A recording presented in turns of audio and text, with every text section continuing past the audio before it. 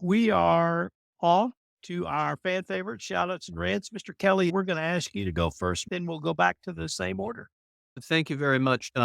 First, I have two rants actually. A very quick one on the American Privacy Rights, which, if you shorten that to an acronym, is APRA. That's terrible. Clearly, this law should have been called the American Right to Privacy Act, which would then be pronounced ARPA. And I can't believe they missed that. That is yet another sign of America's political dysfunction. But actually, I wanted to spend more of my time ranting about South Dakota Governor Kristi Noem, who is making headlines this week for a book she is trying to publish, which has not even been published yet. It has already been panned for one of the stories in the books where apparently she talks about a puppy that she had that could not be trained, so she took it out back, and I just have to say, I'm in full disclosure, I am not a dog person. I do not like the dog that we have in my family. I don't dislike him either, but I'm Mm. certainly not gonna take a dog out and shoot it. And maybe the people who do care for dogs could tell me if I'm wrong, but I thought if you had a dog that was not trainable, you would give it away to somebody else who could better handle the dog. And I get it. If you have a family with small children, you don't want a dangerous dog on your property. I would put the dog on somebody else's property who wanted it and who could handle the dog.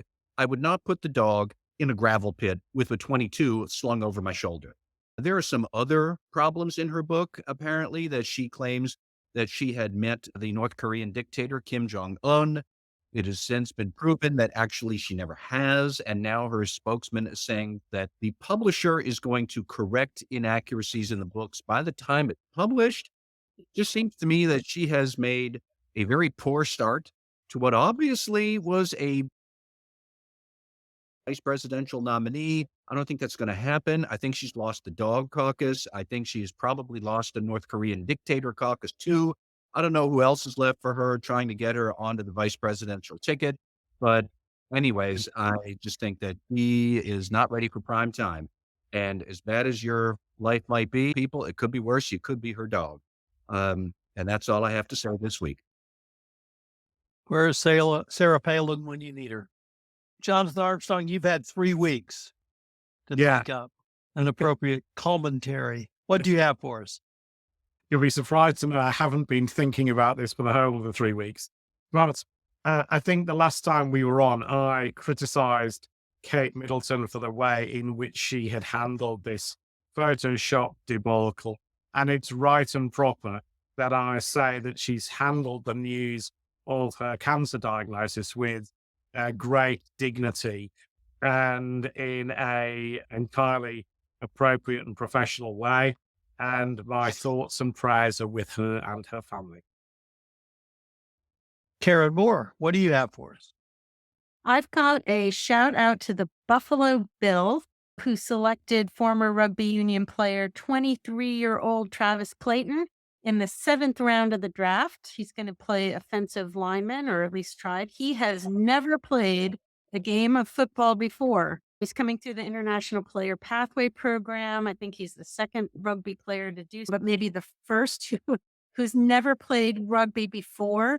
I do have it on reliable information that the scouts very often are looking at track and field athletes for speed, but that has not been a really successful outcome because they're just not used to getting tackled. If you're running a fast mile, you are not doing it with any obstruction. So Travis Clayton did clock 4.79 seconds in the 40-yard dash in the draft combine. He's certainly used to getting tackled. So I'm going to wish Travis Clayton a lot of success, but really shout out to the Buffalo Bills for some mild risk taking and thinking out of the box. Jonathan Marks. Hi, I'm going to give a shout out to Miss Maureen Stanko, who lives not too far from a town that I spent many years of my life, Pennsylvania, and her son, Nick, who is 20 and is on the autism spectrum. And Maureen did something that I think is absolutely remarkable. She actually opened up a cafe. It's called So Much to Give Inclusive Cafe in Pennsylvania. And they employ about 60 people. 80% of the employees have a disability, and they work as greeters, food runners, sous chefs, dishwashers, and servers. And people with disabilities now actually go there to hang out and have a meal because they feel very comfortable. And I just think what she has done is absolutely just fantastic. And so the next time I'm in the area, I will guarantee you, Maureen, that I will stop by and patronize your facility and give you a little donation. Thank you for doing that. It's quite remarkable, like I said. Jay Rosen. I will also have a sports related shout out in saying that this is my favorite time of the year because you have the NBA and the NHL playoffs, you have the WNBA, you have Major League Baseball. And as Karen knows, after the draft, we're going to have organized team activities. I just invite everybody to go and geek out and watch some sports. I'm going to shout out to the pinball wizard, Pete Townsend, and at least in my top 5 albums of all time, the rock opera Tommy, which has reappeared on Broadway in 2024, introducing a new generation of listeners to, in my mind, one of the greatest albums of all time. It has been nominated for Best Revival of a Musical.